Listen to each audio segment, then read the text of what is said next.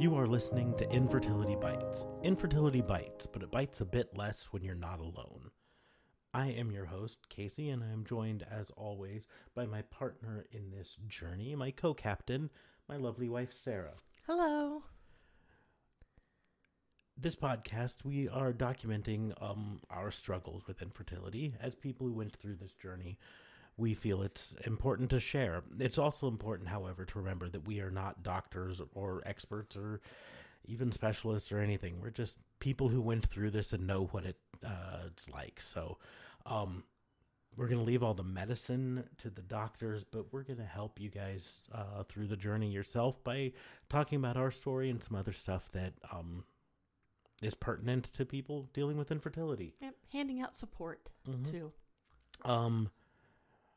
We're going to talk this time about something that we probably should have covered a while ago on this, because it's Everywhere? It's everywhere. It's the society we live in. It's the world we live in right now. COVID-19 and its effects on people dealing with infertility that other people don't necessarily have to deal with. Yes, if you're pregnant through traditional means during COVID, you've got your own sets of worries, and I'm not trying to diminish those at all. Oh, no. But there is a whole second set of problems and stuff to deal with for the infertility crowd. And I've been seeing a lot of posts on the groups that I'm a member of and the groups that Sarah's a member of about, is this doctor's office open? Is this something that they're doing? What are their policies on spouses? So on and so forth. So I thought it was a good time for us to kind of talk about it. To start off, during any typical year in America, over 75,000 babies are born using some result of assisted reproductive technology. That means IVF or IUI or any of the variety of help. 75,000 in the United States. Actually, more than I expected. And so I was looking up some statistics here. And Resolve, which is the National Infertility Association, they surveyed infertility patients across the country from April to May of last year. 79% of the respondents agreed that fertility clinic closures would have a negative impact on them, and 58% said that their clinics did not provide them with adequate mental health resources to help them cope with the changes. And that's something that's important to talk about, the mental side of this. Because infertility is a lot of medical and a lot of physical stuff, but there's a mental side in it. Well, I mean, just the mental issues we went through, not going through a pandemic. I can't even imagine a pandemic that we've never seen before. You don't know the outcome. You don't know how long it's going to last. Mm-hmm. I mean, there's already enough stresses when all you want is just a baby. Yeah. And that's the deal, is it's two layers of stress on it. It's stressful enough to have a baby, to add in this extra stress of going through all of these treatments, and many of them now going through them alone. We talk about it, but when Sarah and I went in for our implanting, I was able to sit at the head of the table that Sarah was down on and hold her hands and stroke her hair as she went through this. And we were able to do some wonderful things. We were able to watch them actually load the embryos up in the whatever it's called. I don't even know the medical term for it. Remember. The device to bring it over and implant. But COVID gets in the way of that. And spouses are not allowed in the room due to restrictions. And so I've been seeing reports of people who, had their spouse on FaceTime. So they were holding their camera, or one of the nurses would hold the phone up in front of the spouse as this all happened. And that's a stress that we didn't have to deal with, and most people don't have to deal with, but the infertility crowd does right now. Well, and I got to be honest. I mean, not even just you not even being in the room with me is one thing, but I remember just walking upstairs to where we were going, and I'd be having mini panic attacks, and just knowing Casey was there, like, babe, you got this, you're okay. I mean, considering you can't even have that. You can't even have anyone.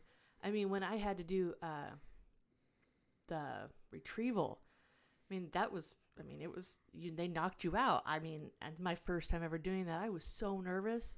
And Casey was right there right before they wheeled me into the room, and he was right there when I woke up. And I mean, my heart just aches for people to know that they're going in and waking up with their other significant other just because of what's going on in the world. I know it's got to be hard.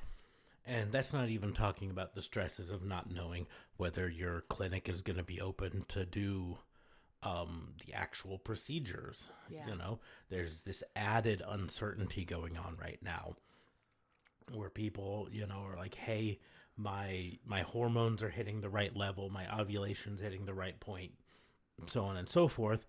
I don't know if my clinic is going to allow me to do the retrieval or do the procedure today. I don't know if they're going to be able to do this, or if we're just going to be putting it off for another month and then another month and then another month. And so I did look up some statistics. I looked up some information, both for more locally around Nebraska, and then just some stuff from nationwide to kind of, I hope, help people through this a bit. The first is, as far as I can tell, the local clinics are all still doing their stuff. They're just doing it, like I said, with restrictions of only one person and so on and so forth. But that's not the end of all things, you know.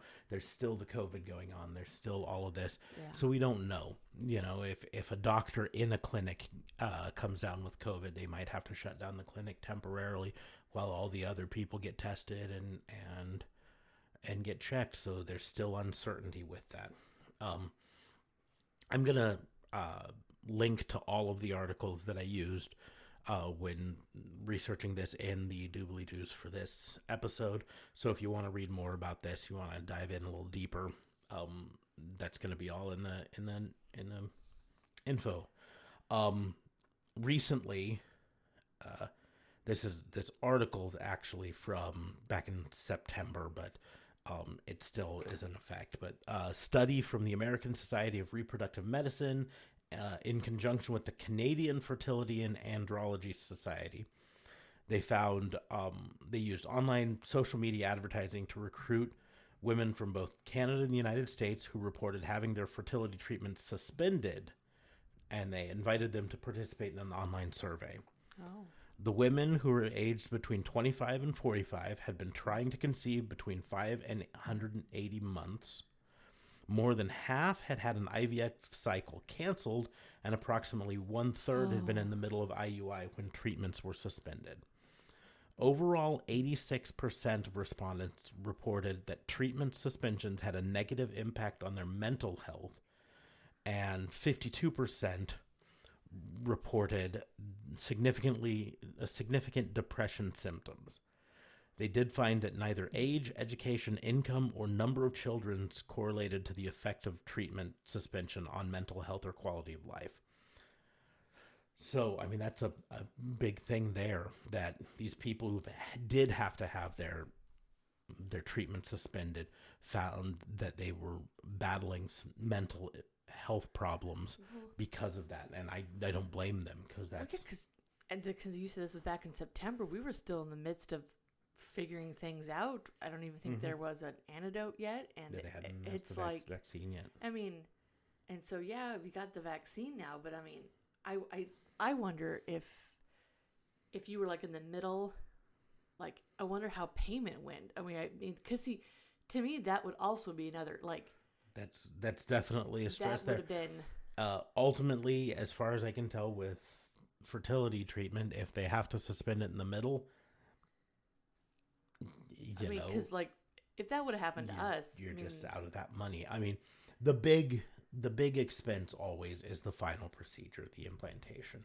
So, but you would have been out all the money for drugs and all of that stuff going up to it. They did say, however, that other factors were found to positively influence these outcomes.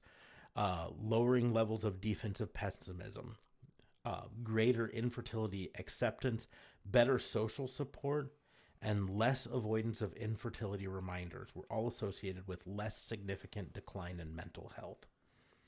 So they said the study highlights how enormously challenging the COVID-19 pandemic has been for women whose fertility treatment have been suspended. At the same time, it points to certain factors that may help women cope during this difficult time, such as having good social support. And that's something that we've talked a lot on this show about, how important it is for you to have support in your family, but even support online. Join one of these Facebook groups where you can talk to other people who know what's going on.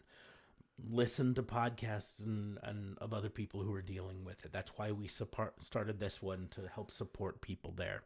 Reach out to people who are going through it, because there's a whole lot of support out there for people, and it's important for your mental health. Because you do, I mean, it just seems like inevitable that you are going to feel alone. You're going to feel like you're the only one going through this. And man, the minute you get online, I mean, there's just hundreds of stories. I try to respond to people if I think I can help them, if I remember, because, any little bit of help is just wonderful. But yeah, getting online is really important, especially if you don't feel like you have that at home, or, like if your family, I'm talking about your parents or something. I'm hoping your significant other is supporting of this. But yeah, it's definitely just important to get out there so you don't feel alone. Yeah. So, according to Resolve, they did a nice facts cheat sheet for COVID and fertility. They said that it's important to remember that there can be a difference between clinics and hospital clinics, right?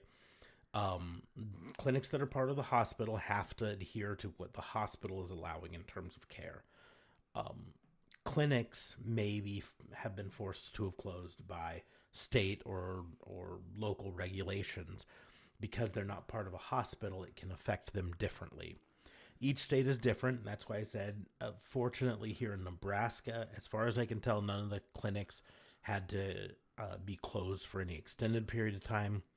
But your mileage may vary wherever you're at. Sometimes, like I said, they could be closed because a staff or a doctor may have had COVID and had to do that. Some have to close for short periods of time as they institute procedures. Those all things happen. So what can you do? Well, the important thing is talk to your doctor. Talk to your doctor about what options you have. If they're closing down the clinic or restricting things, ask them about telehealth. See if they can do some of this stuff remotely. A lot of doctors and clinics are working on this, where instead of visiting the clinic and doing something face-to-face, you can FaceTime with them and do telehealth and get at least movement going on. Because at least you can do your your initial consultations, your updates. Anytime that they don't need to do a procedure like blood work or something like that, they might be able to do that telehealth-wise. Ask your doctor if there's any regulations the state or local municipality is enforcing that are going to prevent them from caring for you. See if they're seeing patients for just some procedures and what criteria that they are using to figure out which ones and whether your diagnosis fits within that. If they're not seeing patients and the state does not have regulations preventing them, ask them when they plan to reopen and how they will handle patients, most importantly you, when they open. The important thing for this is that you are your best advocate. Yes. You have the right to ask questions and you have a right to discuss your care with your doctor. So don't be afraid to be, I hate to say, a little pushy with this. But you are the one who has to fight for this the most. And I mean, and if they are not sure, say, is there someone close by that is open? That I mean, that's another option. Yes. I understand. I mean, we absolutely love Dr. Delaney, but if we ran this into had some happened, money, we could have done something. But they're closed. I would call Dr. Delaney and be like, "Who would you recommend? Who can we go to instead? What so can we do?" that's another option. Then they also, an important thing to just think about is your mental. Taking care of your mind, your heart, your spirit, all of that stuff. Because in addition to all of the stresses of infertility normally brings, there's a whole lot that comes mentally added on with COVID. So some suggestions that they had is like looking to see if there's a yoga studio that does online classes so that you don't have to go there and risk contamination or anything like that, but you can do it at home and do something to relax your mind, relax your body, all of that stuff. Spending extra time outdoors. Go for a nature walk. I mean, these are all things that have been shown to be safe for COVID, as long as it's not a crowded area. Yeah. You can go for a walk, spend some time outdoors. Sarah and I occasionally just take a drive, right? Yeah, that's been kind of our go-to is Sundays. It's like, let's take a drive. Because, I mean, there was a point for a while during COVID where because I was sent home to work, I literally wasn't going anywhere because you were the only one going to the stores. So our drive on Sunday was my own like little sanity because it's like I never left the house really. They say take time to prepare nourishing meals. Don't just order fast food all the time. Inflammation is a side effect of endometriosis and PCOS and just about every other medical or reproductive issue. So focusing on nourishing anti-inflammatory diet can help keep inflammation at bay, which has inherent reproductive health benefits. Use mindfulness apps. You can get those apps on your phone that help you go through breathing, help you go through meditation steps, things like that to kind of help calm your mind. I need that just for everyday life, it seems like. Jeez. Yes. Breathing. I'll give you a piece of advice that I use myself that shows off exactly how nerdy I am, because I am a huge nerd. What? But one of my favorite book series, it's being turned into a movie coming out soon, is Dune. And in Dune, there's a reoccurring thing called the Litany against fear. And it's just a litany that you can repeat to yourself when things are getting stressful or whatever. And I know it's super nerdy that I'm using something from a sci-fi book, but I've found it definitely helps me. So the litany against fear. I must not fear. Fear is the mind killer. Fear is the little death that brings total obliteration. I will face my fear. I will permit it to pass over me and through me. When it is gone, I shall turn an inner eye to its path. Where it has gone, there shall be nothing. Only I shall remain. And then you repeat it. And very nice. It helps you calm down. So that's something that you can do. I know it helps me. And then the last one on this list is join a fertility support group, whether it's Facebook or Twitter or whatever, or just a local group that just uses Facebook Messenger to talk to each other or whatever. Just some people you can talk to, because that is absolutely key to surviving through an infertility battle is knowing that you're not alone and consistently being reminded that other people are going through this with you, and other people are rooting for you and pulling for you and hoping for the best and going to cheer on every victory and help you mourn every setback. So those are some things that I think can help people through COVID. Like I said, there's a whole lot more in these articles. These articles I talked about, one of them goes through and literally talks to 4 or 5 different women who were in various stages of their infertility treatment during COVID, and what had to happen and what changes. One of them's an interview with a doctor who's dealing with infertility and what they kind of think. There's some great information there. So like I said, I'm going to link all of those in the show doobly-doos for this episode. So make sure to head over and check those out, because there are really some great information out there. Again, I'm not an expert. I lean on other experts. These people know what they're talking about. But on that note, I think we're going to start to wrap things up. We don't have another story to tell today. I've said repeatedly, we need stories. We need your story. This show works best when I have stories to tell. Our story is wonderful. We love telling our story. We're almost done with our story. We've been sidetracked a bit with other stuff, but we're almost done with our story. We need your stories. This show works best when we have your stories. So, if you are ready to share your story, there's going to be a link, going to be a flow page in the show notes that's going to give you a link straight to the form to fill out to help us tell your story on our thing. If you want to be anonymous, we're more than happy to keep it anonymous. We do think there's a benefit to you to sharing it with your name. We've said before that when we went public with our GoFundMe, and suddenly everyone around us knew what we were going through, instead of it being the silent struggle that we had to do ourselves, it was a huge weight off our shoulders, and I don't know if we would have been successful if we hadn't done that. The GoFundMe didn't bring in a ton of money, but the support that it brought in is important.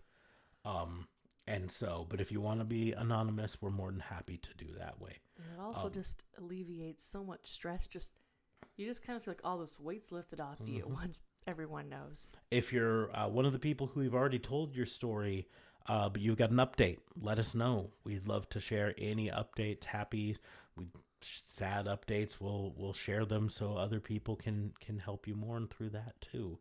But those are great ways to help us out and help yourself out, I think, as well. If you're not ready to share your story, but you are comfortable with sharing this podcast with your friends and family on your social media, that's a great way to help us out as well. Just share it on Facebook or Twitter or Instagram or TikTok or whatever. It gets it out there so more people can listen. We can spread the love that way. But on that note, I think we are going to go ahead and wrap things up. As always, may your dreams of tiny feet be answered soon. We're going to let our own little scientific miracle send us off with hugs and kisses. Thanks for listening. Thank you. Bye. I love you. Hello. Hello. Bye-bye. Bye-bye. Thank you. Mwah.